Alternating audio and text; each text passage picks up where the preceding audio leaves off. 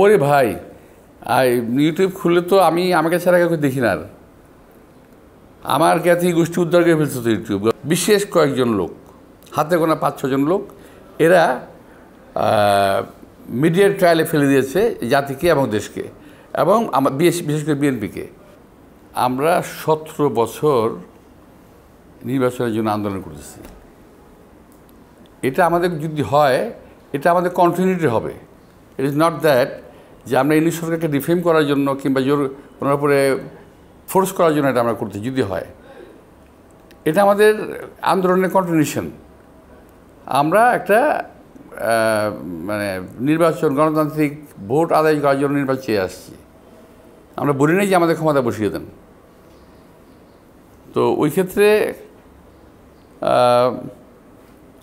যুগবোধ হবে না যৌথ হবে, এটা সমস্ত রাজনৈতিক দলের কথাবার্তার উপরে বোঝা যাবে যে ওনারা কীভাবে চাচ্ছে, আমরা কীভাবে যাচ্ছি। তখন হয়তো আমরা একসঙ্গে হতে পারি কিংবা কথা বলতে পারি। এখন তো শুরু হয়নি, দেখা যাক। মানে একটা গ্রুপ আমি দেখলাম, বিশেষ করে যদি ফেসবুকে যাওয়া যায় 11টার পরে, কিছু কিছু লোকের নাম আমি বলতে পারি, এরা মানে মনে হয় যে একমাত্র ওরাই বাংলাদেশটাকে সুন্দরভাবে পরিচালিত করতে পারবে, আর কেউ পারবে না। তো ওদের কথাবার্তায় মনে হয়, এবং ওদের কথাবার্তার সঙ্গে আমাদের আবার এনসিপি কিছু নেতাদের কথাবার্তা কিছু মিল আছে। তো সেখানে আমি একটু সন্দিহান। তো ওই ফেসবুকে যেভাবে লেখালেখি করতেছে, মনে হলো যে নির্বাচন মানে বিএনপি ক্ষমতায় চলে আসলো বোধ হয়। আসলে তা তো না। আমরা চাচ্ছি নির্বাচন হোক, ভোট হোক, জনগণ ভোট দিক, ভোট দেওয়ার পরে জনগণ যেটা চাইবে সেটাই হবে। কিন্তু তার আগে আমরা বিভিন্ন প্রক্রিয়া তৈরি করবো নিজের মতো করে, নিজের জন্য, সেটা তো হতে পারে না।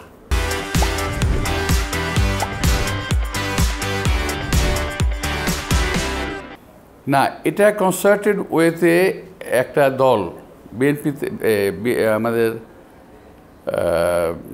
দেশের একটা বিশেষ রাজনৈতিক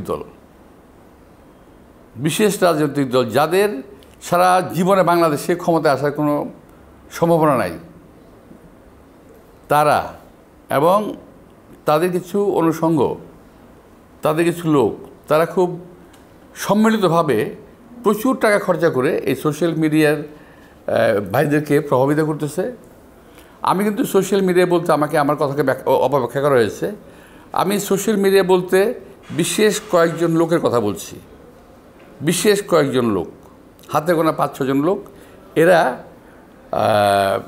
মিডিয়ার ট্রায়ালে ফেলে দিয়েছে জাতিকে এবং দেশকে, এবং বিশেষ করে বিএনপিকে।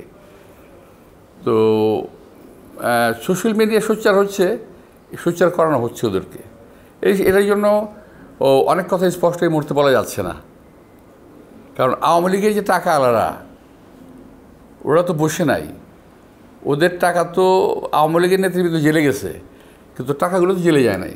টাকাগুলো বাইরে অ্যাক্টিভ, প্রচুর টাকা বাইরে অ্যাক্টিভ আছে। তো আওয়ামী লীগ টাকা খরচা করতেছে। তারপর আবার যারা নাকি বিএনপিকে একবারে একযোগে বিএনপির বিরোধিতা করে, খেয়াল করে দেখবেন বহু রাজনৈতিক দল একই সঙ্গে হয়েছে, বহু সোশ্যাল অ্যাক্টিভিস্ট একসঙ্গে হয়েছে। আমি কিন্তু I am not talking about social media, I am talking about social activist, যারা প্রফেশনাল, যারা টাকার বিনিময়ে যারা কাজ করে। ওরে ভাই, ইউটিউব খুললে তো আমি আমাকে ছাড়া কাউকে দেখি না। আর আমার জ্ঞাতি গোষ্ঠী উদ্ধার করে ফেলছে তো ইউটিউব। গতকাল দেখলাম ওই পিনাকি ভট্টাচার্য একেবারে আমার বাপ দাদা 14 গোষ্ঠী নিয়ে উদ্ধার করে ফেলছে। তো এটা আনএথিক্যাল, একজন মানুষ সম্পর্কে মিথ্যা অপবাদ দিয়ে তাকে হেয় করা মানুষের সামনে, এটা আনএথিক্যাল, ঠিক না। এটা ওর পক্ষেই সম্ভব। আমার নেতা কর্মীদের উদ্দেশ্যে বার্তা আমার নেতা তারেক রহমান সাহেব, অ্যাক্টিং চেয়ারম্যান সাহেব অলরেডি দিয়ে দিয়েছে যে আগামী কোনো কিছুই খুব সহজ হবে না। এখন সবাই যত সহজ ভাবতেছে, এত সহজ হবে না। সুতরাং নেতা কর্মীদেরকে এখন থেকেই সংহত এবং সমস্ত অপকর্ম থেকে বিরত থাকার জন্যে এবং সংহত থাকার জন্যে, সংগঠিত থাকার জন্যে আমি সবাইকে অনুরোধ জানাব।